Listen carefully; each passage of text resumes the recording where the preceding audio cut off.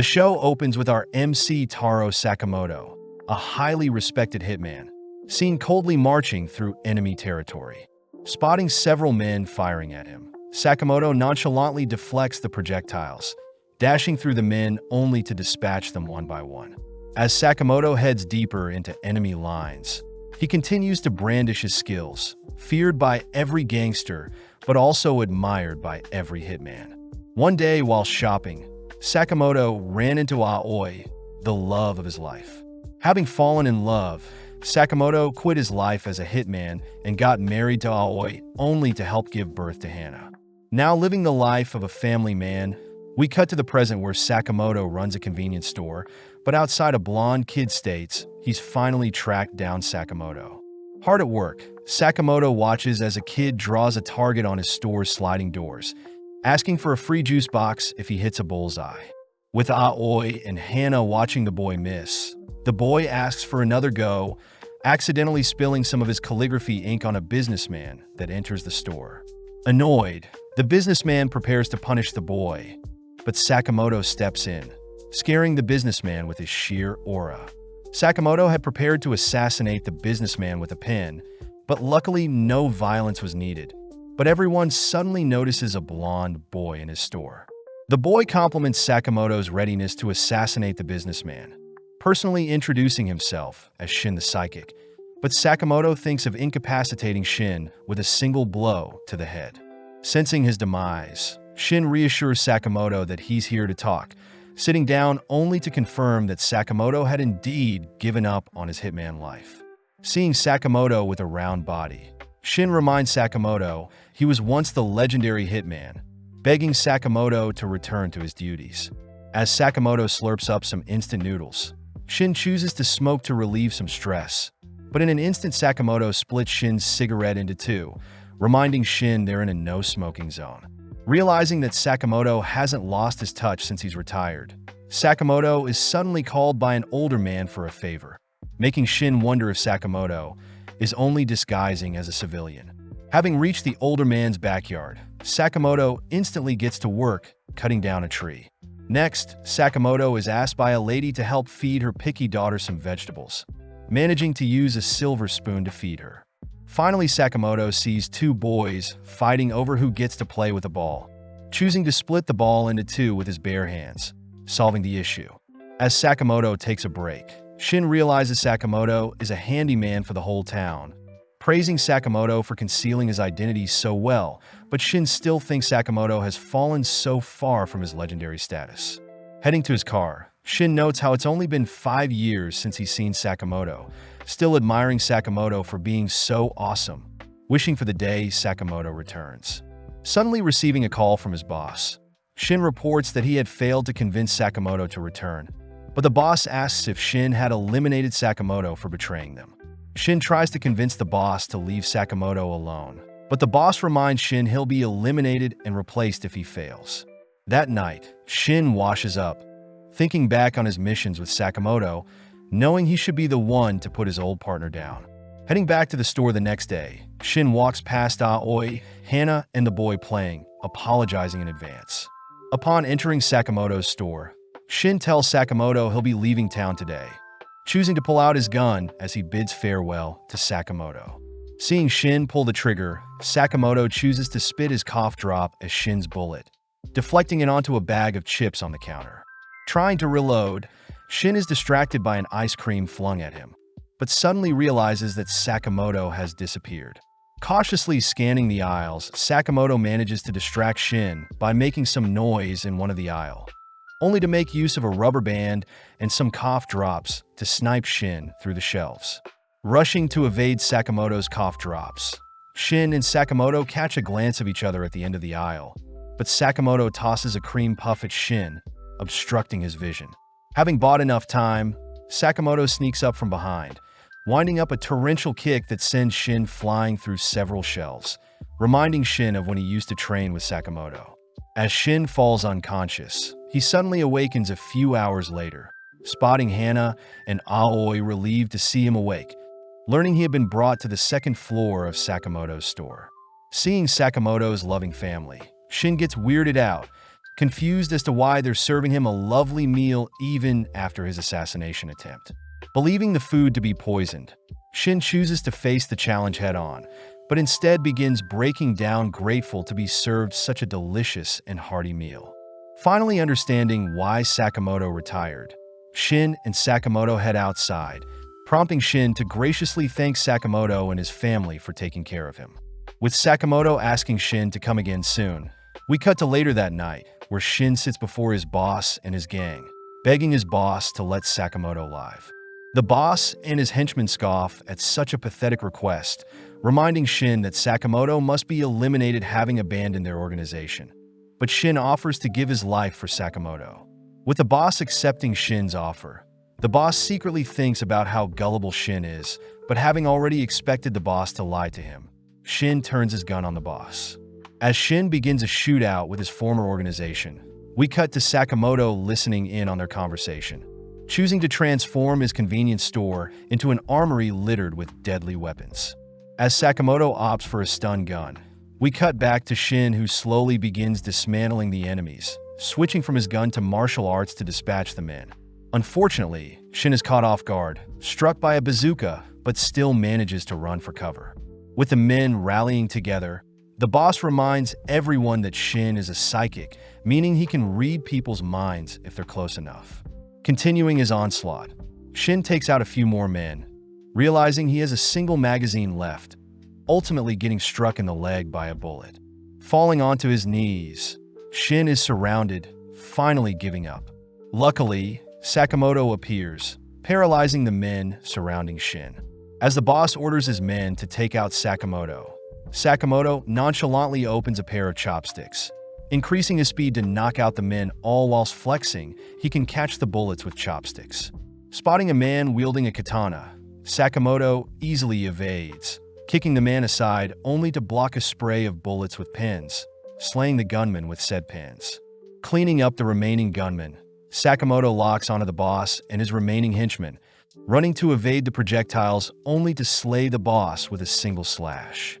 With Shin reminded of why he respects Sakamoto so much, Shin realizes Sakamoto had bugged his gun when he was unconscious and is suddenly offered a job by Sakamoto. Sakamoto says he'll pay Shin 800 yen an hour, cutting to the next day where Shin has started on his first day, asking Sakamoto to not eat ramen, especially since they're low on stock. As Hana and Aoi compliment Shin's new apron, Shin makes use of his psychic abilities to help out an elderly lady, but is threatened by Sakamoto to keep their past a secret from the others. Fast at work, Shin restocks the shelves and mans the cash register, cutting to later that day, where Shin praises Sakamoto for slaying all those men. Hearing Shin mention Sakamoto slaying people, Aoi reminds Sakamoto he promised to leave his life of a hitman behind, prompting Sakamoto to reassure Aoi that he dealt non-lethal blows. Angry, Aoi reminds Sakamoto they have a family rule, and if Sakamoto ever breaks the rule, she'll divorce him, scaring Sakamoto. When Shin wonders what this family rule is, Sakamoto silences Shin in his mind, both heading to Niokita Chinatown to pick up some items. Seeing Sakamoto pick up some heavenly pork buns for the whole family, and at half the price, Shin admires Sakamoto for being so family-oriented, but Shin is still curious about Sakamoto's family rule. Refusing to explain anything, the duo continue walking, suddenly spotting a pink-haired girl burst through the window of a high-rise, coincidentally collapsing onto Sakamoto. Although Sakamoto is fine, Sakamoto gets sad seeing his pork buns have been squashed, but our duo suddenly sees several men call out to the pink-haired girl. Introducing herself as Lu Xiaodang, the mystery girl, Lu scoffs at the men's pathetic attempts to catch her, but Shin notices Sakamoto is more sad, thinking about how upset Hana and Aoi will be having no buns to bring home. As the men rush Lu, she begins knocking out the men with her martial arts, something Shin recognizes as Tai Chi, watching as 3 men suddenly surround Lu. Even still, Lu tosses and knocks out 2 of the men, unfortunately captured by the 3rd. Seeing the men prepare to slash at Lu's legs, Sakamoto stops the man's knife with some tongs, breaking them only to put the man to sleep. Seeing an opening, Shin knocks out the man, restraining Lu with a sign, allowing Lu to disarm the final gun-wielding man, knocking him out. As the trio catch their breaths, they suddenly hear an even larger swarm of men chasing after them, forcing Sakamoto to pick Lu up, all three fleeing from the swarm. Elsewhere, we see a henchman reporting that they've failed to capture Lu, pissing Wang off, the CEO of Danshokai Incorporated. Wang reminds everyone he slayed Lu's entire village, and still they failed to capture her. But before Wang can dismiss his men, a knife decapitates his messenger's head. Known as Bacho and Sun He, Wang orders the psychotic brothers to hunt down Lu no matter what, stating that Lu has the key for them to rule over the black market. With the brothers given free rein to slaughter all that gets in their way, we cut back to our trio where Lu tells Shin and Sakamoto about her belonging to the Lu Mafia clan. Lu says she is currently in possession of her family's hidden vault key. But when Shin suggests Lu get rid of such a dangerous key, Lu refuses since her family died protecting the key, remembering the final moments of her clan burning down all whilst her parents beckon Lu to flee with the key. Lu apologizes for getting others involved, leaping away, but before Shin can follow after Lu, Sakamoto holds Shin back.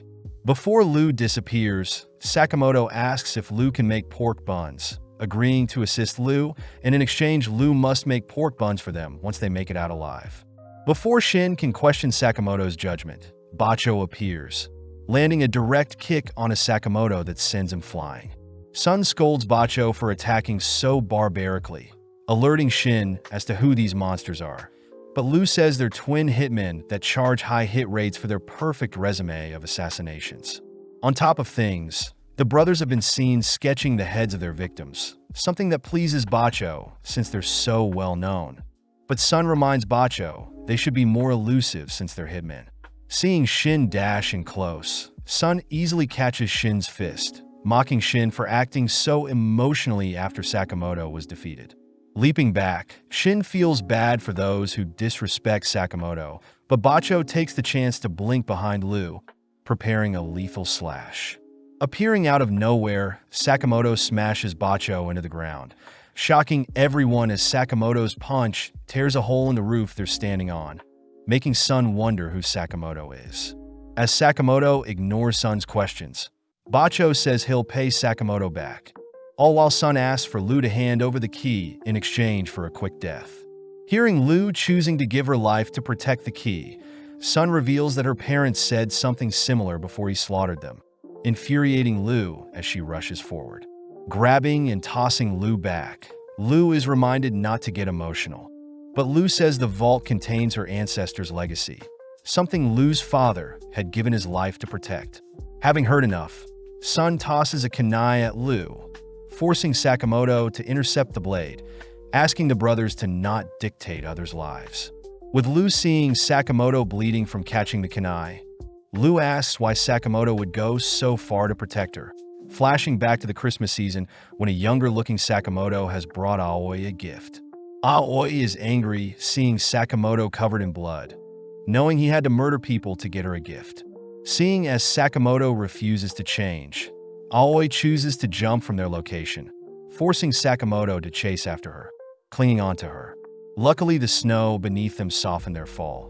But Aoi uses the moment to show Sakamoto just like how he cares for Aoi. There are people that care for the people Sakamoto kills, asking Sakamoto to promise to never slay another and instead save people to atone for his past. With Shin reading Sakamoto's mind, he finally realizes what the no-kill rule is, watching as the brothers rush them. As Sakamoto blocks all of Sun's attacks, Shin chooses to evade and dodge all of Bacho's slashes, intriguing the brothers as to who Sakamoto is. Choosing to unveil one of their hidden techniques, both Bacho and Sun fire off a flurry of attacks at Sakamoto, but Sakamoto nonchalantly slips them all, asking for a pain patch having stressed his neck. Before the brothers can unveil another hidden technique, Sakamoto puts Bacho to sleep with a cooking pot, following up by breaking Sun's weapon using a wok. Seeing Shin helping Sakamoto patch up his hand, Sun attempts to target Lu, but Shin had read his mind, binding and tossing Sun back with a rope. For the finishing blow, Sakamoto smashes a refrigerator on his son, tying the two men up as Lu wonders who our duo is. As Sakamoto munches on some crab, we cut over to Wang, who wonders where the brothers are. yearning for the day he can open the vault before him. Suddenly receiving a delivery, Wong spots the brothers tied up, suddenly restrained by Lu, who says she needs to pay Wong back for all that he's done. A few minutes later, Lu is seen repeatedly punching Wong, exciting Shin as he wants to join in, but Sakamoto prepares to put Shin to sleep. Having had enough, Lu says she shouldn't slay people and instead should live a happy life, choosing to finally unlock the vault with her key. As the trio head inside, they're amazed by the antique relics littered all over the vault. Something Shin reads are valuable items every past leader of the Lu clan treasures. Seeing the item her father left behind, Lu reads that her father had left behind some valuable booze to one day share with Lu, making Lu treasure her family. Sitting down, Sakamoto unveils the squished pork buns, snacking on them as Lu remarks the Japanese buns are pretty tasty. The next morning, Shin sees reports of the aftermath of their brawl with Wand and the brothers, suddenly seeing Sakamoto enter the store exhausted. Seeing Lu enter with an apron, Shin wonders why Lu doesn't just sell her family's vault instead of working. But Sakamoto reminds Shin that he is now part of the family and must follow their family's no-kill rule. At the same time, we see several figures receive a bounty on Sakamoto and Shin, with Sakamoto's bounty valued at 1 billion yen. With several days passing, Lu continues to show up to work, but is scolded by Shin for being 2 hours late. Restocking the aisles, Shin calls out Lu for placing detergent in the drinks section of the fridge, but Lu says customers can figure it out themselves, stuffing everything into one place. Shin wonders if Lu has ever worked a job in her life, learning that Lu used to help her dad dig and bury strange bags, but this makes Shin ask for Lu to be fired. Hearing the two argue, Sakamoto asks for Shin to not say such mean things and that Lu should apologize when she's late, shocking the two. Heading outside, Sakamoto reminds Shin to sweep outside and for Lu to finish prepping the pork buns, but Shin is more worried realizing how talkative Sakamoto is. Sakamoto reminds Shin that he is human too, but out of nowhere a second Sakamoto appears, sitting down at the counter and picking up where the first one left off. The first Sakamoto accuses the second of being a doppelganger, thrusting a sword at the second, but the second dodges, holding up a blade to the first as the first pulls out a gun. With both Sakamotos standing down, the second Sakamoto greets Nagumo, prompting the first Sakamoto to unsheath his disguise. Shin gets terrified, unable to read Nagumo's mind, watching as Nagumo turns and laughs at both himself and Lu. Annoyed, Shin and Lu punish Nagumo, demanding to know how Sakamoto knows Nagumo, learning that Nagumo works in the supermarket across the street and is friends with Sakamoto. Hearing Nagumo mention he is 18, Shin wonders how Sakamoto met him, but Sakamoto reveals Nagumo is 27 and that there is no supermarket across the street. Seeing as Nagumo lied to them again, Shin and Lu beat and tie Nagumo up, prompting Nagumo to mention that Sakamoto has a 1 billion yen bounty on his head, but Lu and Shin refuse to believe another one of Nagumo's outrageous lies. Nagumo states the JA had recently decided on it, and the news will be released tomorrow, but just then a pizza delivery arrives, exciting everyone. As the delivery man places the pizza on the counter, Nagumo says there are rumors of Sakamoto's legendary return, but just then Shin reads the delivery man's mind, hearing the man mocking everyone. Deeming himself to be Pizza Nakajima, Nakajima is revealed to be a hitman, using the tied-up Nagumo as a hostage. Upon seeing Sakamoto and Lu nonchalantly eating pizza, Nakajima warns Sakamoto to take him seriously, but in an instant Nagumo appears behind Nakajima, placing him in a stranglehold. As Nagumo tightens his grip, Sakamoto orders Nagumo to release the unconscious man, making Nagumo ask if Sakamoto will truly survive without killing. Nagumo reminds Sakamoto that he himself may be after Sakamoto, defusing the situation seeing that Shin and Lu are ready to fight, but reminds Sakamoto that his kind specializes in taking down other hitmen. Before Nagumo leaves, Sakamoto asks who is benefiting from his death, but Nagumo has no idea, calling out how stupid it was for Sakamoto to draw attention to himself when he wiped out Wong and his company. Nagumo says there won't be any more newbie assassination attempts, taking Nakajima with him only to bid farewell to Sakamoto. disappearing before Shin can follow him. As Sakamoto turns to face the pizza box, we zoom out to see several people watching Sakamoto through the pizza box, all refusing to believe such a fat man could be worth 1 billion yen. Speaking up, one of the men from Don Denkai reminds the others to not underestimate Sakamoto. Having heard he used to belong to the Order, a mythical elite group, but people still believe Sakamoto is rusty after 5 years of retirement. Just then, they all turn their heads to the screen, hearing Sakamoto threaten them to try their best, only to destroy the camera. That evening, Shin wonders if Sakamoto will be okay now that others have his sights on him, but Sakamoto thinks they should lay low for a while. Just then, Hana and Aoi appear, both excited for tomorrow as Sakamoto suddenly realizes what they have planned for tomorrow. Having arrived at Sugar Park Amusement Park, the gang immediately rides a roller coaster, all having mixed feelings about such a ride.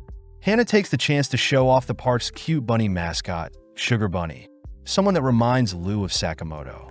Seeing Aoi so excited to spend time with everyone, Shin declares their operation today is to protect the Sakamotos and ensure everyone has a good time. Seeing Lou scanning the surrounding area for enemies, Shin says that he can read the minds of people in a 30-meter radius, stating those worked up are most likely hitmen. At that moment, Shin detects someone approaching, alerting Sakamoto. Revealed to be Kuriai Ninga disguised as a janitor, Kuriai makes his way towards Sakamoto all whilst Lou guides Aoi and Hana elsewhere. As Kuriai passes Sakamoto, he pulls out a needle ready to slay Sakamoto, but without batting an eye, Sakamoto plunges a pin into Kuriai's chest, only for Shin to carry Kuriai away. With Aoi and Hana not realizing what happened, Shin and Lou dispose of Kuriai's body, amazed that Sakamoto incapacitated Kuriai without hitting any vital organs.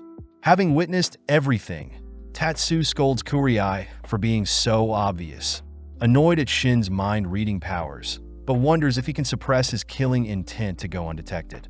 With Tatsu passing by Shin, he manages to brush by without being detected, cutting to later that day where the gang is riding another roller coaster ride.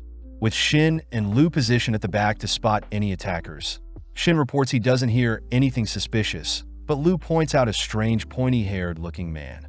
Hearing the two talk about him, Tatsu lets his killing intent slip, alerting Shin to Tatsu's hitman status. As Tatsu fires off a bullet at Sakamoto, Sakamoto simply deflects it with his bulletproof glasses, but Shin takes the chance to remove his harness. Leaping out of his seat, Shin falls onto Tatsu's location, dragging him out as they both fall to a lower railing on the ride. Unable to read Tatsu's mind, Shin suddenly jumps, sensing the ride appearing behind him, but Tatsu uses the opening to toss 2 knives at Shin. Knowing he can't dodge both, Shin is forced to endure a scratch to the leg, suddenly collapsing having been poisoned. Tatsu remarks that his poison will take Shin's life in a few moments, using the chance to slander Sakamoto as he points out how Sakamoto fears death. Defending Sakamoto's name, Shin gets up, once again leaping over the ride approaching from behind, but this time he jumps onto his seat, dragging Tatsu for the ride. Tatsu is impressed, easily able to defend against Shin's pathetic punches, forcing Shin to rack his brain for a solution as Tatsu pulls out a knife. Scanning the surroundings, Shin hears something, evading Tatsu's advances only to drag him, falling onto a play. Having taken on the disguise of Sugar Bunny himself, Shin catches Tatsu off guard when he manages to move and evade his attacks, even going on the offense even after being blinded by Tatsu's poison. As the crowd cheers on the bunny, it's revealed that Sakamoto is off in the crowd instructing Shin how to move, perfectly countering and forcing Tatsu into a corner. Infuriated, Tatsu slashes at Shin's head, surprised to see Shin has his eyes closed, but Sakamoto spots an opening, ordering Shin to put Tatsu to sleep, wrapping up the performance. As Lou continues to ride the roller coaster, we zoom out to see Boiled and Abiguro now being dispatched to deal with Sakamoto. But Boiled orders Abiguro to not slack off and not commit unnecessary murders, something Abiguro finds attractive. Back with Shin, Lou helps apply the poison antidote to his eyes, all while Sakamoto asks who hired Tatsu. Seeing Tatsu playing dumb, Lou borrows Tatsu's poison knife, stabbing him only to begin pouring out the antidote, demanding Tatsu talk if he doesn't want to perish. Tatsu reveals that he was hired by Don Denkai, an underground company with a toxic work environment that requires hitmen to work solo. Shin calls Tatsu a hypocrite for selling out his employer, but Tatsu states he isn't loyal since he's part-time, adding that he is part of the JAA as well. With Lu curious as to what the JAA is, Shin shows Lu his license for the Japanese Association of Assassins. Apparently, the JAA is a company that helps manage the top hitmen, giving them hits in exchange for a fee, and only works with the top 400 hitmen, with both Shin and Sakamoto being members. Seeing as this is the perfect chance, Tatsu asks if Sakamoto used to be in the order, but upon seeing Sakamoto's serious glare, Tatsu is impressed that the rumors he heard weren't just lies. At that moment, Aoi and Hana arrive, recognizing the tied-up Tatsu as the villain they saw in the performance, convinced that Shin is simply practicing more performances with Tatsu brushing him off. With the gang all heading off to enjoy Hana's handmade meals, Shin stays back to confiscate Tatsu's deadly weapons, asking Tatsu to enjoy his life. Tatsu is surprised he has been spared, spotting Hana running back to give him a bandage, weirded out. Now that he's alone, Tatsu reveals he could have freed himself all this time, but instead chooses to enjoy the amusement park, cutting over to Sakamoto, who indulges in the lovely handmade meals with the others. Shin utters that his mind is currently foggy, having been afflicted by the antidote, prompting Lu to ask Sakamoto if they could leave for the day. With Aoi arriving, she demands to know what our trio are hiding, cutting over to Tatsu, who is being confronted by Boiled. In an instant, Abiguro restrains and sits on Tatsu, but seeing Abiguro acting so cocky, Boiled orders Abiguro to close her legs. Embarrassed, Abiguro lets Tatsu go, learning that Abiguro and Boiled have been sent to ensure Tatsu doesn't fail, especially since Tatsu will be removed if he fails. Abiguro voices how excited she is to be hunting down the legendary Sakamoto, but Tatsu notes how goofy the two are, remembering that the duo had eliminated over 100 people during the Balkan battles 2 years ago. Back with Sakamoto, he along with Lu and Shin rush to explain their excitement for the amusement park, reassuring Aoi and Hana that they're good to continue exploring the park. More alert than ever, the gang ensures Hana and Aoi's time in the park isn't spoiled, cutting to later that evening where Aoi takes the gang to a haunted house, a location that favors assassins. Guided by a deceased nurse, the nurse explains her backstory, tickling Aoi and Hana's curiosity, but Lu is clearly hating the atmosphere. With the gang left to explore the haunted house, Boiled and Abiguro are seen spying on them through the control room, all whilst the gang compliment the unique details done to the interior. Out of nowhere, Shin is attacked by a zombie, forcing Sakamoto to draw the zombie's attention, evading and barraging the zombie with strikes, impressing Shin as the zombie seems to be stunned. Continuing through the ride, Sakamoto shows Shin the zombie's license, noting how the zombie was a mere rookie hitman. But Boiled and Abiguro can't help but be amazed at Sakamoto's moves even after retiring. Hearing Abiguro begging to slay Sakamoto, Boiled orders Abiguro to leave Sakamoto to him. Abiguro reassures Boiled Sakamoto is all his, asking Boiled to not work out when he's stressed, reminding Boiled he used to be Sakamoto's friend. Flashing back, we enter the Hitman Training Center, only to see a 15-year-old Boiled meeting a 14-year-old Sakamoto for the first time. Boiled had heard Sakamoto had beaten up his friends, impressed to see Sakamoto so skilled, so they ultimately clicked as friends. Spending more time together, they are seen alone during Valentine's Day, only for several girls to confess their love to Sakamoto. With Nagumo also showing off his haul of Valentine's gifts, Boiled confirms that Sakamoto and himself were actually not alike, something that makes Abiguro love Boiled even more, seeing Boiled acting tough. As Sakamoto and the family head deeper into the haunted house, Sakamoto is forced to deal with several more zombie attackers. Amazing Shin as Hana is unfazed by the horror around her. Not wanting to be beaten, Lu chugs her clan's remedy to suppress her fear, but Shin calls her out for simply using alcohol to quench her nerves.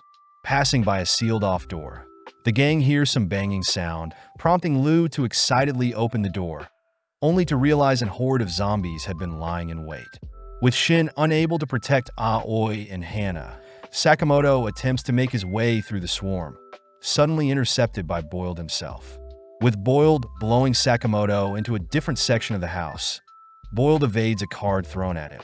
Hearing Sakamoto demand Boiled let him pass. With Boiled disappointed to see Sakamoto doesn't remember him, Sakamoto gets pissed, declaring he'll show Boiled hell. At the same time, Shin manages to clear the zombies, entering a room only to be relieved seeing Aoi and Hana sleeping peacefully. Speaking up, Abiguro reassures Shin that the girls have only been put to sleep, declaring that she and her zombies will have to distract Shin until Boiled is done. Out of nowhere, Lu fires off a kick that sends Abiguro flying. Something Shin recognizes is the drunken fist style of fighting. With Abiguro excited for a decent fight, we cut back to Boiled to ask again if Sakamoto remembers him. Ignoring the question, Sakamoto asks where his family is, dashing in close to sneak attack, but Boiled detonates an explosion before Sakamoto can get close. Equipping his special gloves, Boiled sends several more explosives bouncing around the room, detonating them only to use the explosion to land a flush punch on Sakamoto. Back with Lu, she rushes in for strike on Abiguro, but Abiguro nonchalantly catches Lu's fist, complimenting Lu's technique only to shake Lu until she gets sick. Wanted to have some fun, Abiguro orders Shin to be tied up, uttering that she wants to draw out Lu's strength, giving Lu a challenge. Abiguro wants Lu to land a hit on her every 10 seconds, or else Shin will be sliced, but Lu suddenly begins crying, yelling that she doesn't want to hurt anyone. Back with Sakamoto, we see him completely defeated by Boiled, listening as Boiled reminds Sakamoto that it's been 5 years since he's retired.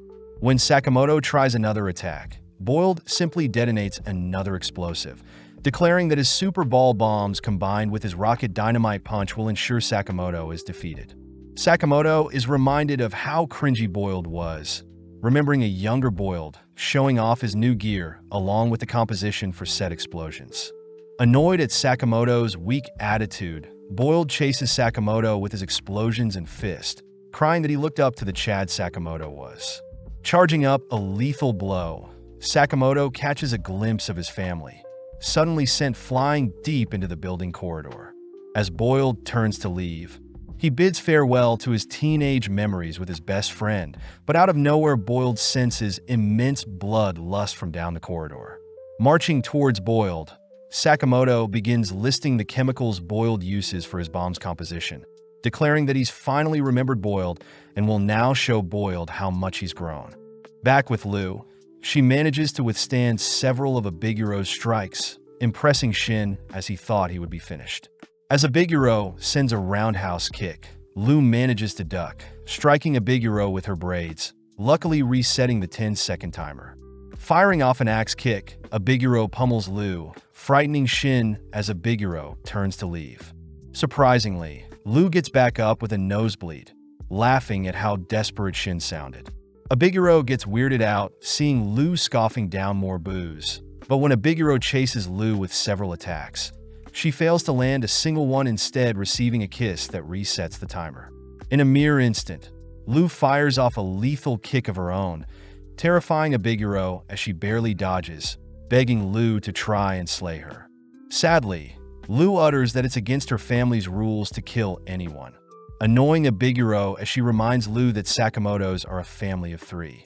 Catching Abiguro's kick, Lu is pissed hearing Abiguro calling their family matters stupid, countering with a devastating hook, but before it lands, Lu suddenly halts. Having awoken from her drunken daze, Lu asks to know where she is, but Abiguro begins to quiver. Having never considered anyone as her rival, Abiguro pulls Lu close, deeming Lu her frenemy for life. Back with Sakamoto, he terrifies Boiled, seeing as Sakamoto had slimmed down out of nowhere, but Boiled tries taunting Sakamoto when he reminds him of his family. Sakamoto states he believes in Shin and Lu, instantly dashing forth as he lands a swift punch on Boiled, blowing him through the building's walls. Following up, Sakamoto lands strike after strike, even clashing with Boiled's rocket fist, only to shatter it with his bare knuckles. Backing off, Boiled tanks all the blows, attempting to fire off several ball bombs, but Sakamoto catches each one before they have a chance to detonate, instead using them to empower his fist, knocking Boiled further back.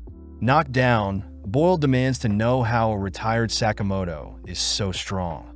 But Sakamoto reveals he has a reason to fight, having chosen to fight for the people he loves. Following a couple on a merry-go-round, they suddenly feel a massive rocking sound as something approaches their ride, revealed to be Sakamoto, who has slammed Boiled into a separate ride. As Boiled loses consciousness, we cut to Aoi, who has awoken next to Shin, Hana, and Lu, demanding to know how they got here. Making up an excuse, Shin rushes to search for Sakamoto. Cutting over to Sakamoto, he and Boiled nonchalantly exit the destroyed carriage, forcing Boiled to pay for the destroyed ride only for the two to head for some roasted pork buns. Joining the two, Shin is amazed to see Sakamoto so thin. Snapping some pics as Shin is reminded of the legendary Sakamoto, but Boiled is more curious as to how Sakamoto will get Don Denkai off his back. At that moment, Aoi appears, asking to know what this bounty on Sakamoto's head is. Forcing Shin and Boiled to sit in as well, Lu and Abiguro are seen escorting Hana elsewhere, all while Sakamoto reveals he has a bounty hit on him. Before Aoi can scold Sakamoto, Boiled asks that Aoi not be too harsh, seeing as Sakamoto was hiding his bounty to not worry Aoi, but Aoi orders Boiled to be silent. Taking out their family rules, Aoi reminds Sakamoto of Rule 6, asking Sakamoto to not hide anything from his family and instead gives Sakamoto permission to resolve things rather than hide it from his family. Seeing as things are fine now, the family head to enjoy the parade, prompting Shin to ask how Sakamoto plans to remove his bounty. Sakamoto says the only way is to find the client and make them withdraw the hit, but Abiguro says it'll take a while to track down the client. Shin asks if Boiled could give them his boss's contact details. Annoyed to see Boiled, is no help only to part ways with the duo. With Sakamoto stating he has other connections, we cut to the next day, where Sakamoto has regained all his weight, all heading through several alleyways only to stand before a video rental store. Searching through the shelves of the store, Shin stumbles onto a movie titled Don Denkai, all three heading out back to enjoy the show. The disc describes Don Denkai as a Hitman organization with over 50 members, even describing Don Denkai's headquarters along with how the organization was formed. But as the movie wraps up, Sakamoto heads out to pay. Charged with 706,000 yen, Sakamoto turns to leave but is warned by the receptionist that someone Sakamoto used to work with is after him, unable to give any more information than that. That night, we see Nagumo dining with three others, questioned by Hyo, who accuses Nagumo of meeting with Sakamoto. But when Nagumo states he didn't, Shishiba asks that everyone quiet down since they're waiting for someone special. With Hyo and Nagumo bickering, Shishiba asks how Osaraji is doing, warned by Osaraji to not take another bite of his meal. Upon further inspection, Shishiba calls for the chef, suddenly slamming the chef onto the table only to slay the chef, having not wanted onions in his risotto. At that moment, an older-looking man introduces himself as Iria from the J, amazed to have all the order members before him. But Hyo points out they're missing 4 others. Shishiba adds that 3 members never show, but it's strange how Takamura isn't with them, all blaming Takamura's old age for forgetting their meeting. Getting down to business, Iria reveals that someone has been slaying various hitmen in the JAA, requesting that the order assist with finding and eliminating the perpetrator. Back with Sakamoto, he and the others have made it to Don Denkai HQ, ordering everyone to keep the violence to a minimum as they all don their stealth gear. Heading inside, we see 2 men talk about Boiled's recent defeat at the hands of Sakamoto, both individually taken out as Shin and Sakamoto make quick work of the men. Having found new disguises, Shin states they must climb to the top floor where the boss is, cutting to several minutes later where our trio knocks out another man with a stun gun. Having tied the man up, the trio head through the hallway towards the boss room. But Shin gets worried seeing as he can't detect anyone nearby, all ultimately reaching a set of massive doors. With Sakamoto giving the signal, they burst into the boss's room, shocked to see a pile of corpses all whilst Nagumo sits in the middle of the room. Declaring that he had slayed all the Don Denkai members and the boss himself, Nagumo apologizes for what he's about to do, suddenly blinking behind Shin, only to puncture his neck. Luckily, Nagumo was only kidding, having arrived too late and discovered the Don Denkai members were already dead. Sakamoto asks why Nagumo is here, hearing that there has been an absurd amount of hits on Hitman, with a total of 100 JA members losing their life within the past few months. Shin realizes 100 is a quarter of all professional hitmen, hearing Nagumo refer to the perpetrator as X or slur, confirming that the order has been dispatched to deal with this new threat. Lu takes the chance to ask what the order is, learning that the JA selects the best hitmen to take on impossible missions, and Sakamoto himself was once in the order. Lu and Shin remind Nagumo that Sakamoto has retired from killing, but Nagumo does mention how Sakamoto's bounty, along with the various hitmen being slayed, started around the same time. Elsewhere, we see a man dressed in all white mark his territory with an X, having used the blood from his enemies to draw his signature marking. The next day, Shin notes how annoying it is for so many hitmen to still be after Sakamoto, all watching as another hitman enters the store only to be knocked out by one of Sakamoto's gun racks. Sakamoto thinks back on Nagumo's words, pointing out that since Sakamoto struggled against Boiled, he'll surely struggle in the future, ordering everyone to get stronger in preparation for what is to come. As Sakamoto trains his cardio, Shin continues to train his psychic skills, all whilst Lu drinks herself silly, managing to dispatch another hitman whilst drunk. Cutting to Haisuke Mishimo, we see him feeding his pet bird Paisuke, having just spent the last of his money on bird food, but gets excited to slay and collect the bounty on Sakamoto's head. Back at Sakamoto's shop, Shin and Lu are annoyed that the store will need repairing due to the hitmen attacking Sakamoto, but seeing as they're low on funds, Shin suggests they enter a paintball tournament with a prize of 1 million yen. At that moment, Mishimo enters the store, holding up a slimmer-looking Sakamoto, only to ask if our trio knows where his target is. Luckily, Sakamoto's chubby disguise convinces Mishimo that he's got the wrong store, but Shin wonders how stupid Mishimo truly is. When Shin reads Mishimo's mind, Shin gets annoyed seeing a clutter of random thoughts, managing to convince Mishimo that Taro Sakamoto is a very common name. Completely lost, Mishimo reveals that he won't be able to cover the travel fee home, nor does he have any food or money, despairingly leaving the store. When Shin and Lu try to get back to work, Shin realizes that Mishimo is still looking at them, shedding tears as he cries for help. Reluctantly, our trio sends Mishimo off with a bag of pork buns, gratefully sharing the meal with his bird. That night, Mishimo returns to his rundown tent, having been a gift from his grandma, only to declare that he'll be rich one day. Mishimo thinks back on when some older men fired him from being a hitman, swearing that he'll prove the higher-ups wrong. But suddenly a gust of wind topples Mishimo's tent. On the brink of tears, Mishimo suddenly spots a flyer, seeing it to be a paintball tournament for 1 million yen, crying out that this may be his big break.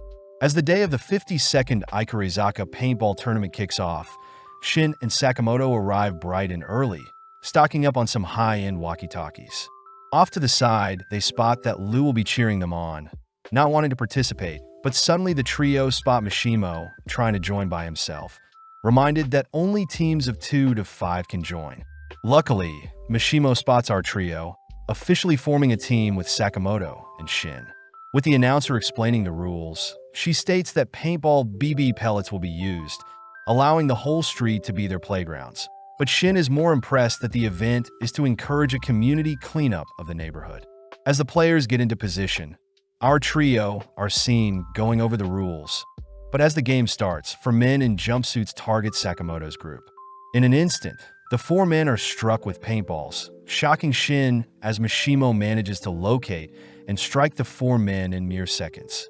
Before Shin can ask any questions, he leaps to evade several pellets, managing to strike out 2 other players, but 2 men seem to have snuck up on Sakamoto during the chaos. Unfortunately, Sakamoto steals the men's guns, easily eliminating another party as he dreams of bulletproofing his store and stocking up on all sorts of cup ramen. Mishimo is grateful to have such competent teammates, wondering if Shin and Sakamoto are paintball nerds, but Lu accidentally gets carried away cheering for our trio, revealing Sakamoto to be Mishimo's target. As Mishimo checks the photo once more, Shin tries to cover it by pointing out features Sakamoto is lacking from the photo, but as Mishimo and Shin share a laugh, The three suddenly raise their weapons ready to brawl. As Mishimo finally realizes who Sakamoto is, he states he hates liars. But before the trio can turn on each other, another party attempts to snipe them from afar. Forced to scatter, Shin and Sakamoto take down the enemy team, all whilst Mishimo calls for Paisuk to airdrop his actual rifle. Lock and loaded, Mishimo sends a bullet flying directly at Sakamoto, forcing Sakamoto to deflect the bullet with his palm, but loses a portion of his hand in the process. As Mishimo runs off to regather his thoughts, Shin and Sakamoto are forced to focus on the paintball players that have surrounded them.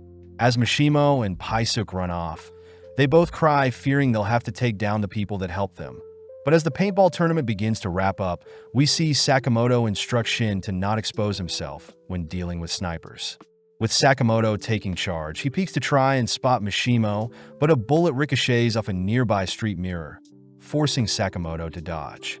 Seeing Paisuk nearby, Shin wonders where Mishimo is. Following Mishimo, who is amazed Sakamoto dodged another one of his shots. Shin gets skeptical at Mishimo's skills, but Sakamoto reveals that Mishimo's projectiles have absurd spin to them. Bullets, Mishimo confirms, are meant to ricochet as to prevent the target from tracking the sniper's position. Stealing his resolve, Mishimo opts to end this, firing off several bullets, forcing both Sakamoto and Shin to constantly be on the move, weaving in and out of alleys and running through neighborhoods to survive. Turning away from a construction zone, Sakamoto and Shin choose to hide for a bit, all whilst Mishimo reflects on life. Throughout his life, Mishimo was never able to measure up to his peers mentally or physically, but when it came to shooting, Mishimo discovered his one passion in life. Sadly, when Mishimo started his first job, the higher-ups refused to take on a man that only excelled in shooting, even being scolded for failing to hold a knife during his first mission, leading Mishimo to be fired not long after. With no job or money, Mishimo swore to prove everyone wrong by slaying the legend himself. But having been speaking through his mic, Shin and Sakamoto are saddened by Mishimo's backstory. Hearing Mishimo so distraught, Shin advises Mishimo to ignore the haters, flustering Mishimo. At that moment, Shin yells into his mic, managing to locate Mishimo's location on a building, but whilst Mishimo is recovering, Sakamoto picks up a stone. With Mishimo locking back in, he spots Sakamoto cocking back his arm, only to fire off the stone at Mishimo's rifle, instantly obliterating the weapon.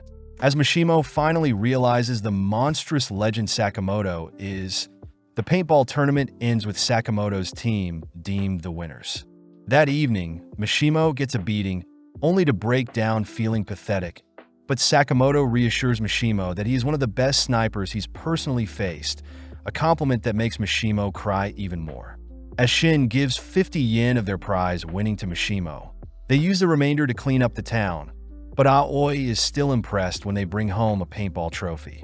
Shin takes the chance to ask how Sakamoto and Aoi met, reading Aoi's mind as she remembers the first time she met Sakamoto. Having seen some blood on Sakamoto's shirt, Aoi rushed to hand him a bandage, but Sakamoto silences Shin with his mind before Shin can read any more of Aoi's thoughts. Several days later, Sakamoto and Aoi visit Hana at school, grateful that Shin and Lu are manning the store whilst they're gone. Following Lu and Shin, we see Shin asking Lu to not use his apron, but Lu asks that Shin not read her mind. At that moment, Mishimo enters asking for any leftover pork buns, only to see Lu barrage Shin with pork buns. Annoyed, Lu states that she can't trust someone that is constantly reading her mind, something that hurts Shin deeply as he chooses to leave the store. Several minutes later, Lu is seen alone at the counter, greeting several customers in hazmat suits only to be mistaken as Shin. Having been kidnapped, Lu overhears Mr. Tanaka and Saba speaking about how Shin fled from them 13 years ago, but Saba realizes that they may have kidnapped the wrong person. Tanaka divulges that there were once experiments done to create psychics, but Shin was the only one they succeeded on, weirding out the men as they fear Shin will read their minds as well. Hearing Tanaka talking badly about Shin, Lu fires off a kick that knocks Tanaka's helmet flying, demanding that Tanaka refrain from insulting his friend. With Tanaka confirming they kidnapped the wrong person, we cut back to Shin, who has returned to the store to apologize to Lu, but notices Lu is missing.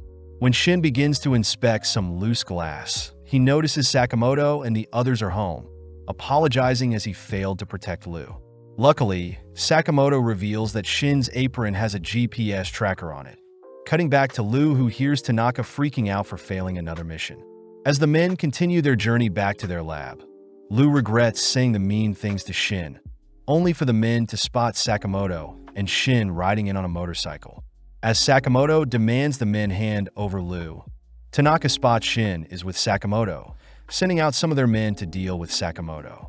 Sadly, Sakamoto easily deals with an attacker, followed by Shin derailing another by jamming a piece of wood in their rides, only for Sakamoto to grind away at another's helmet with his Hot Wheels.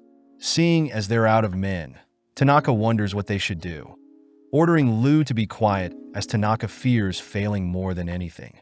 Hearing Shin is on the roof of their car, Tanaka calls on Seiba, taking over the wheel all while Seiba joins Shin, asking to get paid extra later on. With Shin taking a fighting stance, Seiba dons his suit, suddenly turning invisible only to knock Shin onto another car on the highway. Leaping after Sakamoto, Seiba attempts to put Sakamoto down, but is surprised to see Sakamoto block his invisible strike.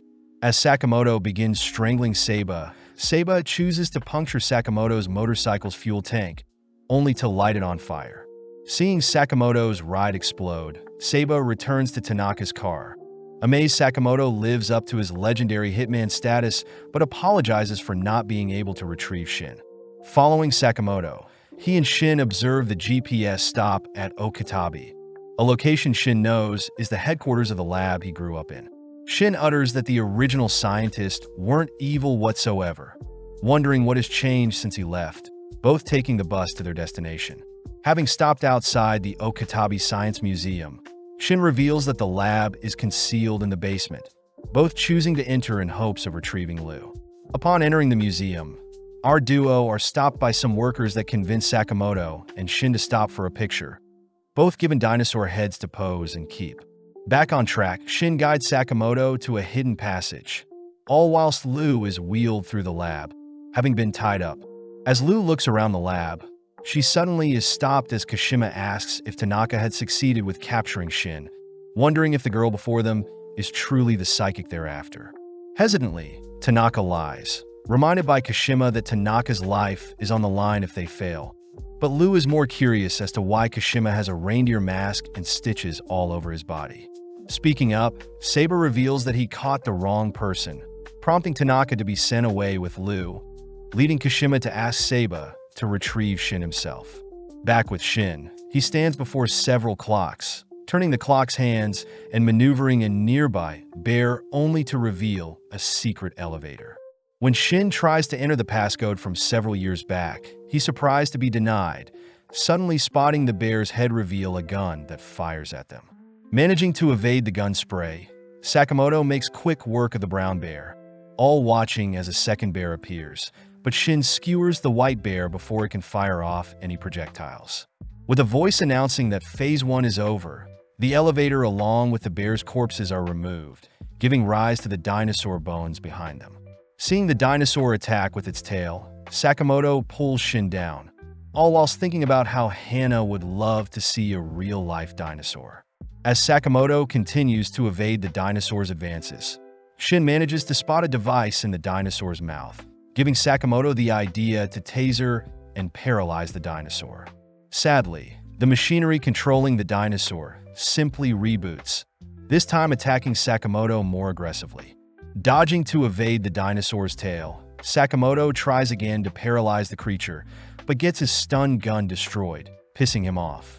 No longer holding back, Sakamoto rushes towards the dinosaur's mouth, punching and shattering the machine in the dinosaur's mouth.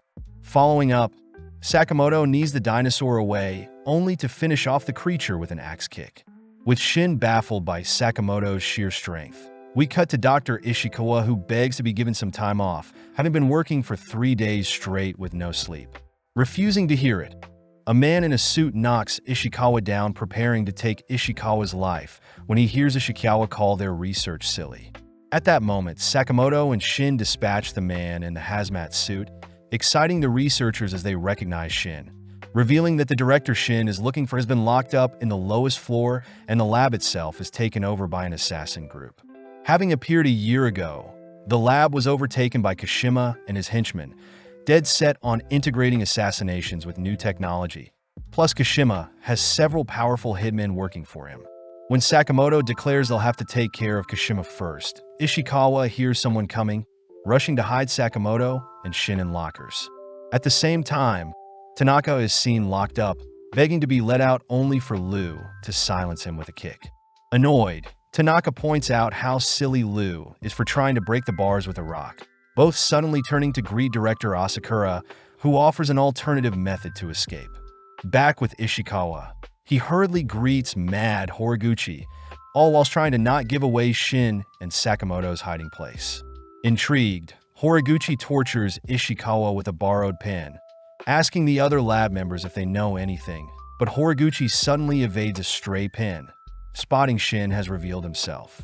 When Ishikawa asks why Shin isn't just hiding, Shin thinks back on the fond memories he had with the lab members, asking if Horiguchi is one of the leaders under Kashima. Confirming the fact, Horiguchi gets excited to show off their research, taking out a syringe, only to blink behind Shin stabbing him with said syringe. Putting some space between them, Horiguchi performs an experiment, suddenly changing Shin's voice as the syringe disrupts the signals in Shin's brain. Annoyed, Shin chases after Horiguchi, demanding that he fix him. But in an instant, Sakamoto appears, pummeling Horiguchi with a devastating punch. Having been finally free from the locker, Sakamoto asks if Shin wants to save the lab, both preparing to take back Shin's home. Back outside, we see Shishiba and Osaraji visiting the museum, both instructed by Nagumo to check out the place, curious if they'll manage to find a lead on Slur. Following Mishimo, he and Paisuke once again visits Sakamoto's store, spotting Hana sad, seeing as she's been left alone with no one to play with. Rushing to give her some treats, Hana simply cries more, but Mishimo promises to find Sakamoto and the others, only to send Paisuke off for some recon work. In the basement level 4, director Asakura introduces himself to Liu, but having mistaken him for the bad guy, Liu rushes to choke Asakura. With Asakura clarifying he's a good guy, we cut back to Sakamoto and Shin, who notice Horiguchi still standing, amazed to have finally met the legendary Hitman.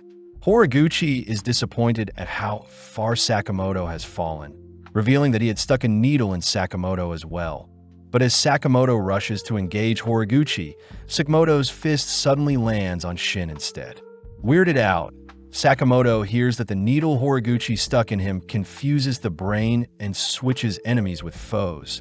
But before Horiguchi can boast anymore, Sakamoto smashes him with another heavy punch.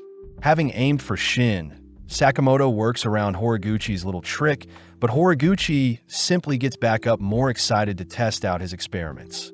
Cutting to Liu, she hears that Asakura had been locked up because he disobeyed orders, but Liu gets annoyed, choosing to vent her frustration on Tanaka, the person who mistook her for Shin. Hearing Shin's name, Asakura reveals he was the one who gave Shin his psychic abilities, blaming himself for ruining the brat's life. Flashing back, we see a younger-looking Asakura forced to babysit a bratty Shin, both disliking each other, all whilst Asakura continued his research into the supernatural. One day, Ando, his acquaintance, had left Shin to Asakura, only to suddenly disappear. That night, Asakura grows more frustrated at the lack of breakthroughs in his research, only to see Shin curious in his research. Asakura mentions how although he has yet to uncover anything supernatural, he still holds out hope to be the first to revolutionize humanity, something Shin thinks is very cool. As Shin and Asakura spend more time together, Asakura becomes more drained, having to juggle babysitting Shin and continuing his research, passing through the lab one day only to hear fellow researchers mock Asakura's unrealistic research.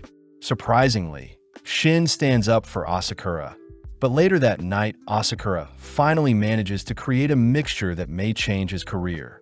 At that moment, a tired Shin enters the lab, choosing to drink the newly created mixture, seeing as he is thirsty. But as Asakura rushes to check on Shin, Shin simply begins to vomit. The next day, Asakura sees no abnormal signs from Shin, but out of nowhere Shin states that he's not okay, having been able to read Asakura's mind. In the following days, Shin would tease Mr. Tada for fantasizing about Miss Namiki, horrifying Asakura as the lab members run several more tests on Shin. Over time, the lab members grew distant from Shin, denoting how Shin's powers are actually quite creepy. Not wanting Shin to live an isolated life, Asakura rushes to come up with a cure for Shin's powers. But when Shin asks if Asakura is proud of his greatest work, Asakura apologizes, having never wanted Shin to be tangled up in his research. Frustrated, Shin pushes Asakura aside, running away several days later, something that makes Lu and Tanaka bawl, hearing such a sad story. Lu reassures Asakura that Shin doesn't hate him, mentioning how Shin has grown used to his powers. Lu suggests for Asakura and herself to apologize to Shin, seeing as both of them fought with Shin, but Lu brings up Rule 11 of the Sakamoto family, uttering that anytime people fight, they should make up not long after. Laughing at his own pathetic attitude, Asakura reveals a vial of acid he can use to melt through the jail bars, only to ask if Shin has grown taller. Having alerted a guard, Asakura and Tanaka stand ready to face the guard, but in a moment Lu dispatches the guard, declaring that they'll begin making their way to where Shin is. Back with Sakamoto, he's seen misfiring onto Shin, having learnt that Horiguchi can choose to turn on and off the needle, interfering with Sakamoto's attacks. Running through his experiments, Horiguchi unveils a trick to make his arm grow muscular, leaping in close only to smash the ground in front of Sakamoto and Shin. Before Shin can retaliate, Horiguchi simply activates Shin's needle, forcing Shin to attack Sakamoto instead. Unveiling another trick, Horiguchi increased his leg speed, dashing behind Shin only to send him flying through a glass wall. Seeing Sakamoto attempt a sneak attack from behind, Horiguchi manages to freeze Sakamoto in place only to blow him back. Seeing Horiguchi mocking Sakamoto, Shin reminds Horiguchi he can read minds, but getting annoyed, Horiguchi simply assaults Shin with several needle stabs, sending him onto the floor. Horiguchi does wonder why his boss is after Shin's stupid skill, something that enrages Shin, but Sakamoto reminds Shin to not be so emotional. Sakamoto declares he'll show Horiguchi why Shin's powers aren't stupid, prompting Horiguchi to inject himself with several needles, suddenly bloating up as his figure becomes monstrous.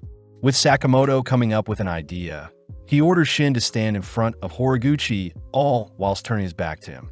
When Horiguchi tries to attack, Sakamoto simply starts his own barrage targeted at Shin, but as Shin reads Sakamoto's mind, he dodges Sakamoto's attacks, allowing Sakamoto to wail onto Horiguchi.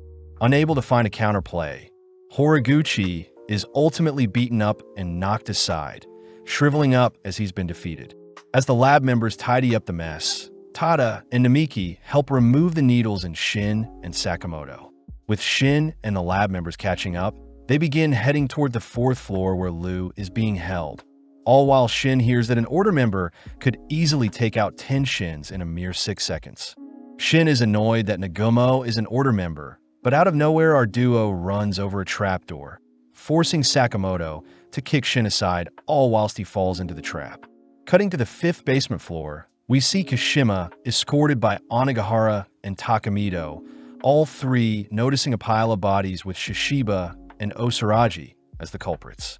Kashima demands to know why order members are here, hearing that the order are after a slur character, but sadly Kashima has no idea what they're talking about. Before Shishiba leaves, he mentions how manufacturing illegal weapons is a violation against the JA, glaring at Kashima as he states he'll have to dispose of him. Before Shishiba can take another step, Onigahara and Takamito blink in front of Shishiba, asking for permission to slay Shishiba. Before Kashima can give the order, Osaraji pierces and decapitates the men in an instant.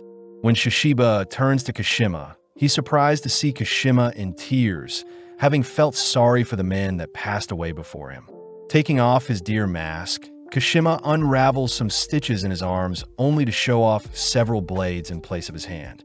Shishiba and Osaraji are disgusted to see a killer scold them for taking another's life. But out of nowhere, Kashima manages to land a slash onto Shishiba, declaring that his boss pardons his kills. Retaliating, Shishiba twists and breaks Kashima's neck, confirming that Kashima is connected to Slur. As the duo leave, they suddenly sense Kashima getting back up, uttering that he has an artificial skeleton, but out of nowhere Sakamoto falls onto Kashima. Surprised, Shishiba nonchalantly greets Sakamoto, introducing Osaraji to Sakamoto, who considers Sakamoto as a big teddy bear.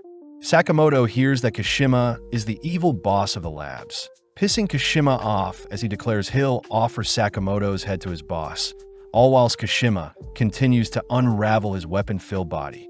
As Osaraji continues to admire Sakamoto's adorable body, we cut to Shin, who is making his way to the 4th floor, suddenly leaping back as he detects that Seiba is attacking him.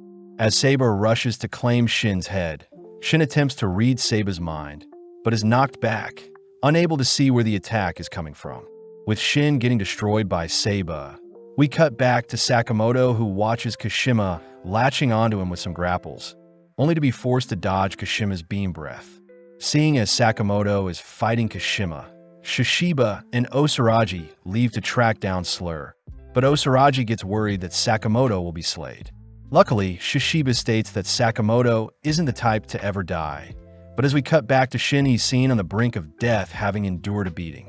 When Seiba lunges in for a lethal blow, Shin suddenly spots Paisuk nearby, choosing to tank the stab only to wipe some of his blood onto Seiba. In an instant, Seiba is pierced by several bullets, revealed to be Mishima, who has come to save the day.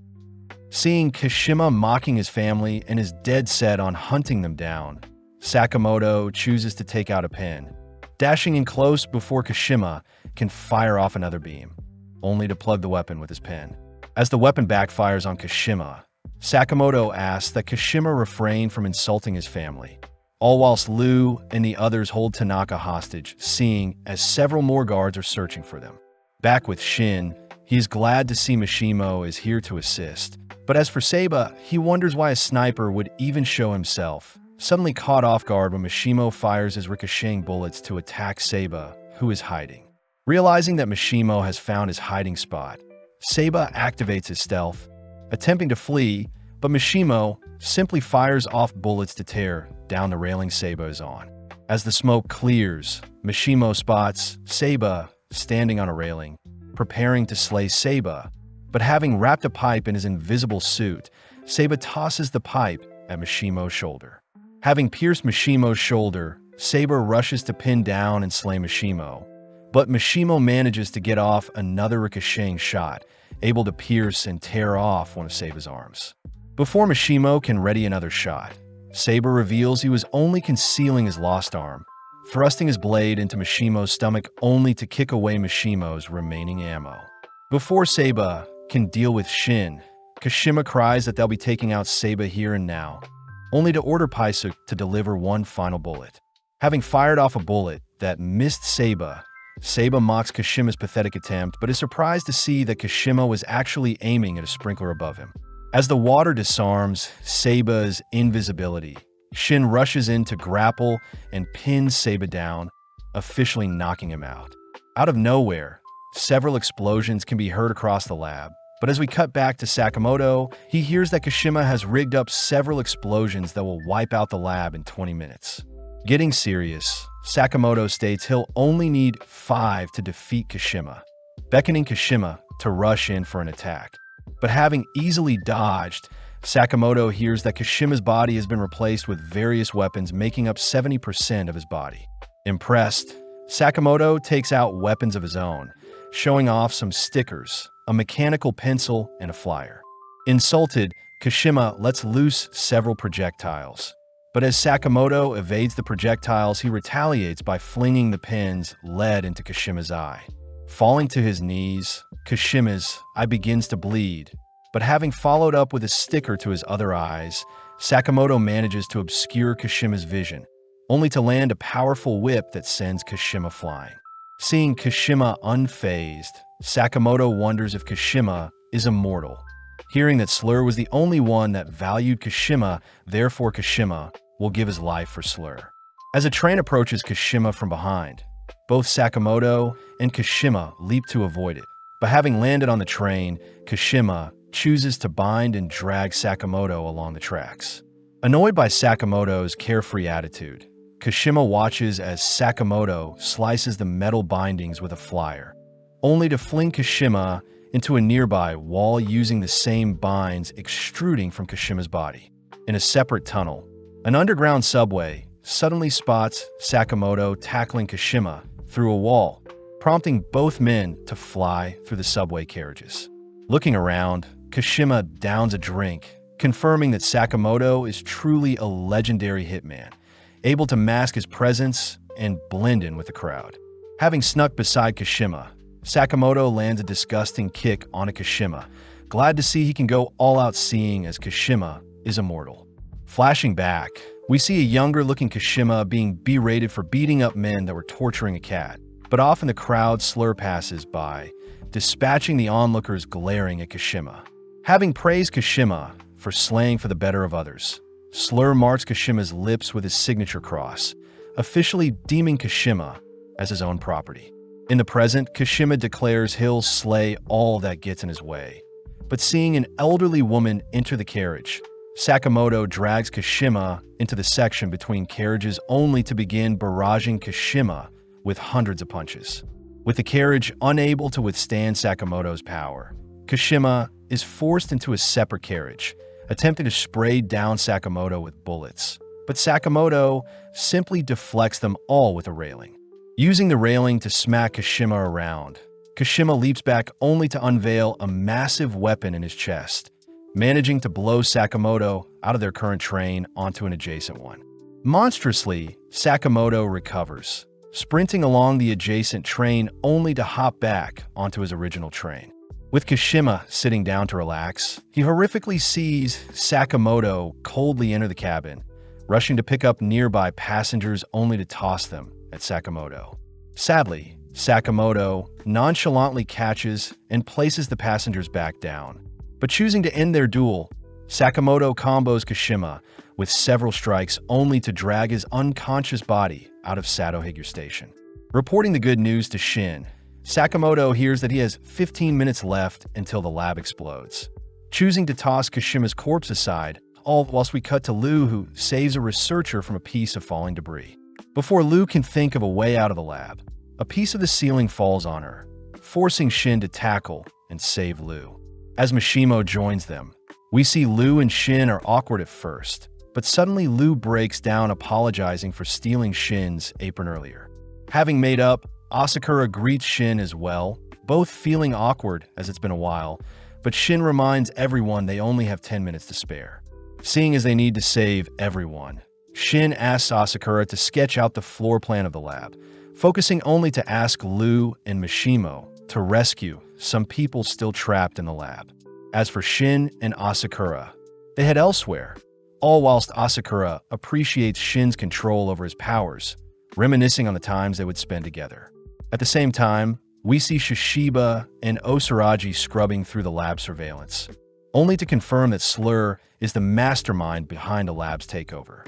Back with Shin, he sends Asakura to help someone all whilst Shin continues forward, but as Shin begins to approach a man, he suddenly halts seeing the man's cold presence. Suddenly sensing his own demise, Shin freezes all while Slur passes by Shin, asking Shin to say hello to Sakamoto for him. Having saved everyone, Shin and Asakura meet up with the lab researchers outside, flustered to see everyone admiring how much Shin has grown. Taking the chance to introduce himself to Sakamoto, Asakura thanks Sakamoto for raising Shin in his absence, only to cut to later that night, where the entire family has finally regrouped for a nice homely dinner. As Shin and Lu continue to bicker, Shin suddenly gets terrified, seeing that Sakamoto wants to silence them in his head. With a few days passing, Shin and Lu voice how exhausted they're from surviving the lab incident, giving Sakamoto the idea to take his family to a natural hot spring to decompress. Shin gets worried, revealing that he can't read minds at the moment, but Sakamoto states that Shin's #1 priority is to rest and recover. As the gang head inside, Shin mentions how he's never been to a hot spring before, but at the same time we see Yutaro manning the reception, annoyed he had to come back and work at his parents' hot spring. When Sakamoto asks to pay to use the hot spring, Yutaro notes how familiar Sakamoto looks. But before Yutaro can say anything, he rushes to retrieve some towels for the Sakamoto family. Swiftly picking up a flyer, Yutaro confirms that the legendary Hitman is before him, quivering in fear seeing as an amateur hitman like himself is standing before God.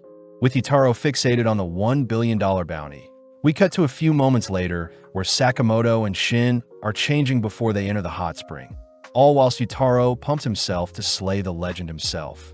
As Sakamoto and Shin clean and rinse themselves off, Yutaro admires Sakamoto's quick handwork, only to watch the duo enter a jet bath, something that makes Shin tingle. Hearing Sakamoto not pleased by the jets, Shin reaches for a button to increase the jet's pressure, but at the same time, Yutaro triggers an explosion attempting to sweep away Sakamoto. With Shin launched into the air by the explosion, he accidentally slips on some soap, only to be flung into a wall. Yutaro admires his explosive trap, but having scanned the area for Sakamoto, Yutaro horrifically witnesses Sakamoto enduring the high-powered jets as if they were nothing. Up next, the boys move into the sauna, prompting Shin to reach for some water as he plans on heating up the room a bit more.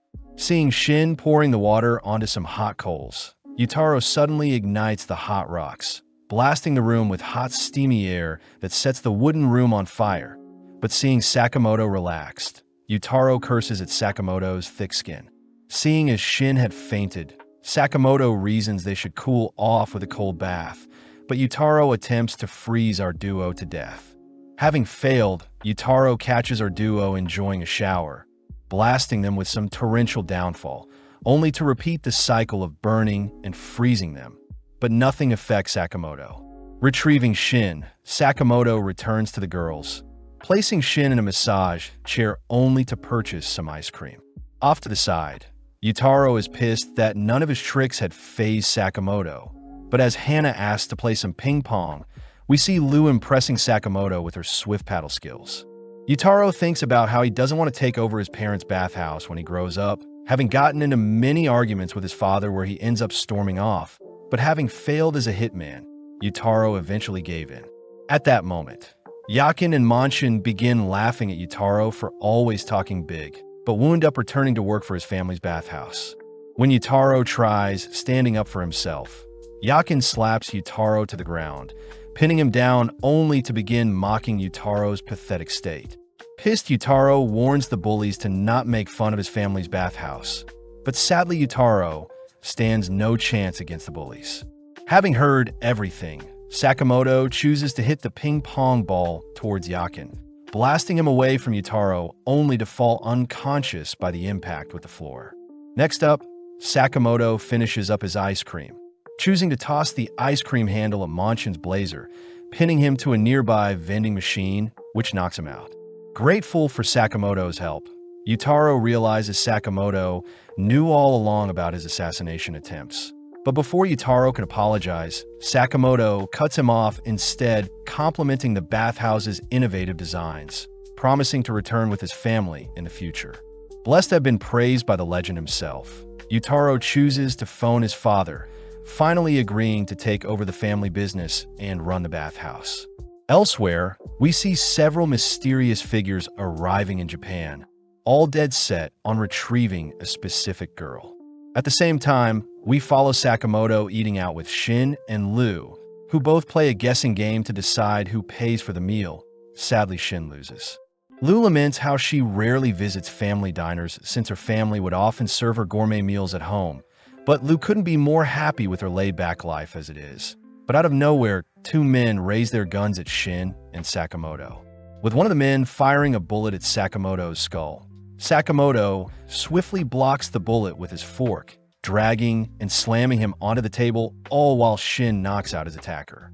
Needing a drink, Sakamoto orders a melon soda, but Wutong Lu mocks Sakamoto for his poor choice in drink, surprising Lu as she recognizes Wutong's voice.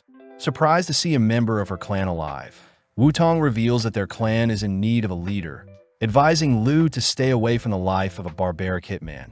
But Lu refuses to rejoin their family mafia.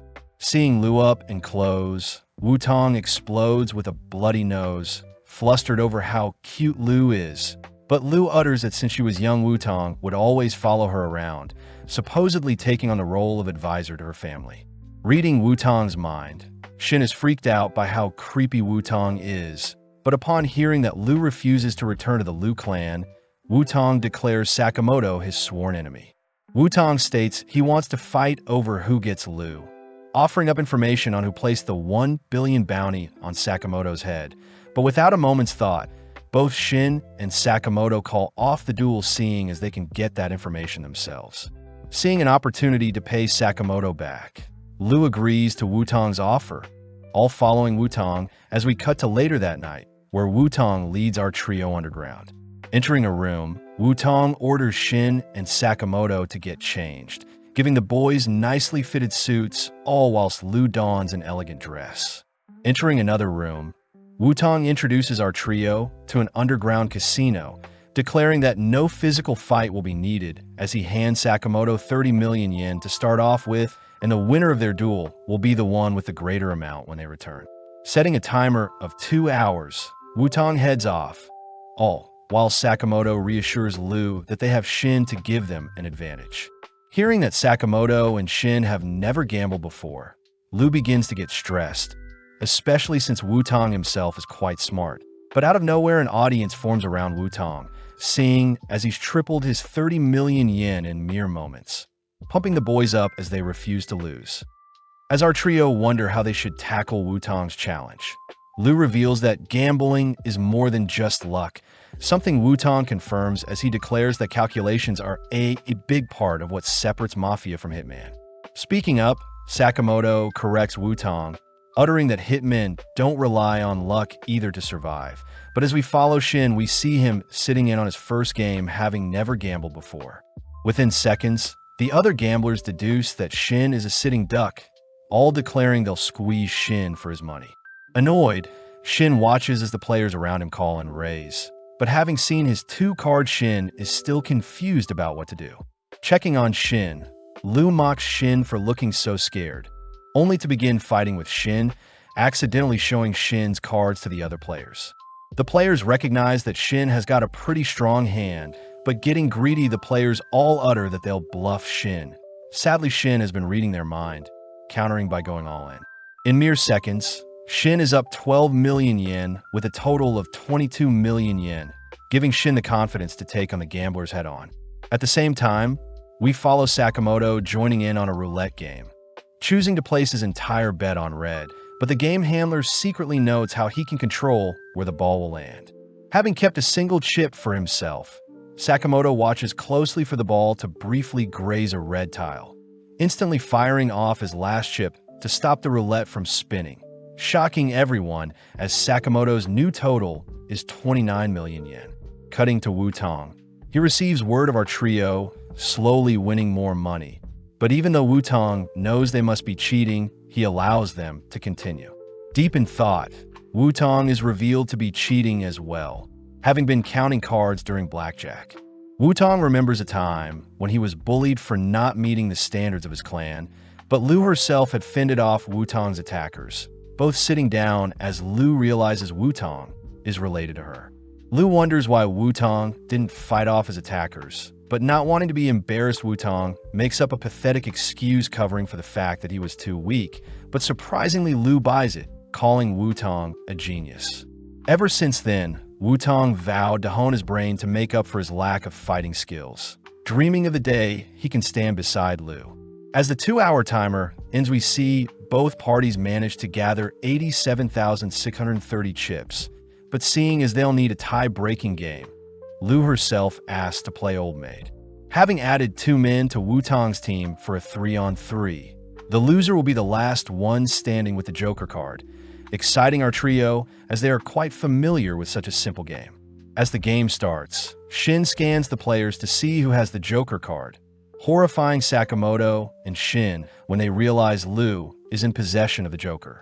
Picking first, Wu-Tong mentions how he can read Lu like a book, hovering over Lu's cards only to purposely remove the Joker from Lu's hand. Up next, Shin picks from Wutong's hand, but as Shin reads Wutong's mind, he hears that Wutong knows of his psychic abilities. In mere moments, Wutong overwhelms Shin with an influx of new information, overheating Shin's mind and knocking him out of the game. With several turns passing, Sakamoto is up next to pick, annoying one of Wutong's men, but having sped up, Sakamoto had picked the Joker card only to swap it out for a safe card using his super speed. Although Wutong couldn't see his movements, he warned Sakamoto against cheating, but as we cut to the final two players, we see it's Sakamoto against Wutong. But Sakamoto has the Joker, leaving Wutong to pick. Although Sakamoto has a poker face, Wutong is still able to read Sakamoto's intentions, swiftly reaching for the final non-Joker card. But Sakamoto grips onto the card for dear life.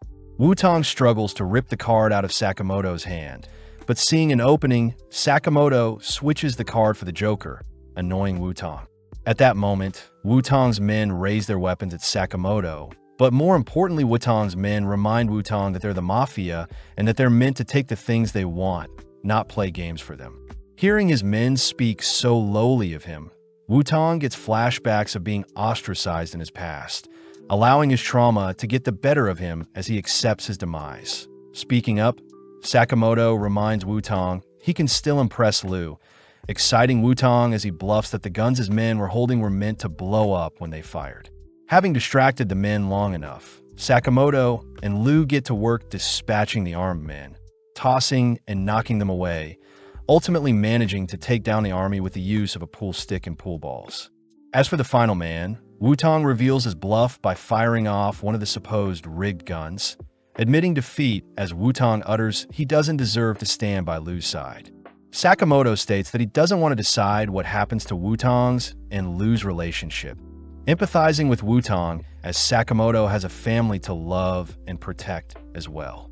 Returning to Sakamoto's shop, Wutong is seen being hired by Sakamoto, but having lost their duel, Wutong agrees to give Sakamoto information on Slur. Our trio utter that they already knew it had something to do with Slur, but Wutong adds that a prison in Southeast Asia reported murders of inmates on death row, all having their faces burn off with Slur's signature marking left in the aftermath. Shin wonders why Slur would attack a random prison, but Wutong mentions how similar cases have been reported in Japan, one where the victim had holes placed in their body, one where the victim had all his flesh removed, another where the victim was dismembered, and a final one where the victim was compressed into a ball.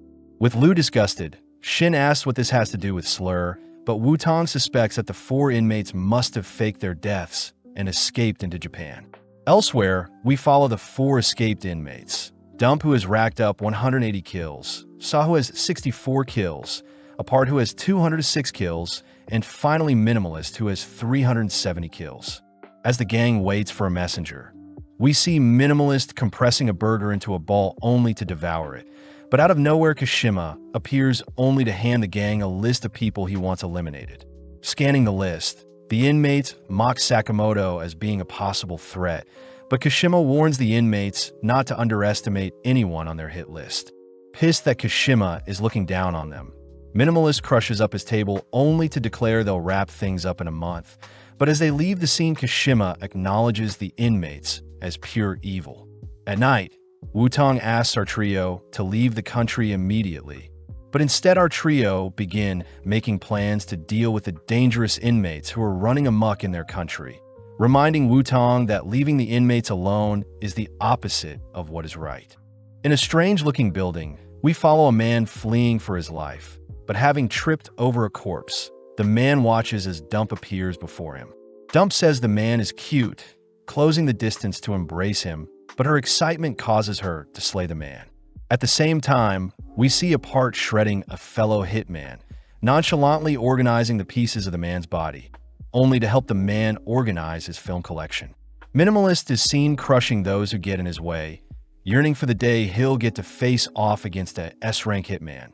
But as the trio report their hunts in a group chat, we see Saw indulging in the life he was missing, excited to hunt down Sakamoto himself. Apparently, Wutong had promised to look into Slur to help out Sakamoto. Cutting to the present day, where our trio are heading back to the video rental store, only to ask the clerk for intel on the death row inmates. Although the price for such intel is just over 1 million yen, Sakamoto forks over the cash, only for us to cut over to Osaragi and Shishiba, who are driving the other order members. The members begin to discuss the recent appearances of the escaped inmates, but when Osaragi misses a turn on the highway, she comedically reverses as traffic speeds past her. Hyo scolds Osaragi for being inconsiderate to Takamura, who can't handle Osaragi's strange driving, but Osaragi only cares about slaying the inmates that are doing as they please, ironic as Shishiba points out how crazy Osaragi gets when hunting as well. Seeing a fly buzzing around their van, the order members suddenly cry for each other to get low, all watching as Takamura monstrously slays the fly, all whilst decapitating the top of their van, something that gives the order members hope as they declare they'll easily be able to take on the 4 inmates. Back with Sakamoto, we see him sleeping through the intel he bought, but as we cut to the coming days, we see Mishimo training with Sakamoto. Impressed Sakamoto was able to catch 99 of his 100 bullets shot with some mere chopsticks. At that moment, Shin arrives, complimenting how sharp Sakamoto is, but out of nowhere Shin attempts to stab Sakamoto with his blade. Having caught the blade, Sakamoto asks why Nagumo is here, but Nagumo simply asks Sakamoto to stop looking for the inmates, seeing as the order members have been tasked with hunting them down. Hearing that Sakamoto wants to question them for information on Slur, Nagumo reminds Sakamoto how dangerous it is, revealing that Sakamoto is considered a B-rank threat, all whilst Nagumo himself is S-rank. Following Shin and Lu, they're out shopping for home improvement goods, but seeing Lu so nonchalant, Shin reminds Lu that they need to get stronger for Sakamoto's sake. As Lu cuddles with a cat, we see the store clerk offer Shin some puppies to snuggle with. But as Shin takes a liking to Machi, the Shiba Inu, the animals in the store begin to act strange. Off in the corner of the store, we see Saw nonchalantly admiring the animals, and when Shin asks who Saw is, he utters that he was an ex-militant. As our duo approach Saw suddenly retrieves his axe, nonchalantly blowing Shin through some shelves. Lu is horrified by Saw's sheer strength, and having caused a commotion, we see the other customers clear the scene, all whilst Shin recovers from his attack. Saw is impressed Shin wasn't cut in two by his axe, surprised Shin had blocked his slash with a crowbar. But regardless, Saw isn't too worried seeing as Shin is a D-rank hitman, whilst Lu is a C-rank. Shin is shocked that his rank is lower than Lu, something Saw rubs in seeing as D-rank is the second lowest rank, but this only pisses Shin off. As Shin charges straight for Saw declares he'll cut Shin at the waist, but having read his mind, Shin blocks with a bag of animal treats, only to send out a kick that whiplashes Saw's head. Shin says his rank will become better once he defeats Saw. But as Saw recovers from Shin's kick, he slowly heads over to his bags, only to retrieve some rope. Saw says everyone he's slain had appreciated his actions, choosing to tie the rope onto his axe to spice things up, and when Shin tries reading Saw's mind, he's petrified to see that Saw's mind is clouded with only killing intent. Swinging the rope towards our duo, Saw's axe shreds the surrounding area, forcing our duo to stay on the defensive as they notice Saw hot on their tracks. Unable to predict Saw's movements, Shin and Lu rack their brains for a way to fight back, but seeing Saw's axe in front of them, Shin tackles Lu to evade a lethal attack, accidentally sustaining some damage in the process. Saw mocks Shin for being unable to read his mind, but out of nowhere Lu draws Saw away by firing some nails at him with her nail gun, giving Shin the opening to blast Saw with a makeshift flamethrower. Sadly, even such an attack can barely phase Saw, freaking out our duo. As Saw tosses his axe at our duo, he purposely aims for the propane tank behind them, creating a massive explosion, but this time Lu tackles Shin out of the impact zone. Saw chooses to douse himself in some ethanol to cleanse his wounds, tossing the remainder of the bottle towards Lu, but Shin begins to panic seeing Lu unresponsive. Shin blames himself for being so weak, cutting over to Mishimo, who asks Sakamoto if Shin was his strongest partner, making Sakamoto admit that Shin has the potential to grow and is someone very strong if puts his mind to it. Back with Shin, He is helplessly thrown around by Saw, who offers to carve open his head to study Shin's brain. But when Shin hears Saw will be hunting the Sakamotos next, Shin can't help but feel guilty. Hearing that Saw will take great pleasure in tearing the Sakamotos apart, Shin begins to boil over, suddenly feeling a weird sensation as his senses have become heightened. As Saw swings his blade at Shin's back, Saw is surprised to see Shin was able to evade his attack, beginning to feel a strange aura from Shin. When Saw tries swinging his axe again, Shin magically blocks the blow, declaring that he can see Saw's future, only to throw out a flurry of punches that knock Saw down. Saw gets weirded out by how Shin is acting, attempting to swing his rope to attack Shin from afar, but Shin closes the gap, hitting Saw once more.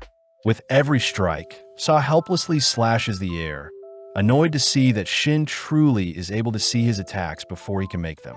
As Shin hits Saw with a lethal blow, he sends Saw crashing into the ground below, all whilst thanking Saw for being the catalyst to his awakening.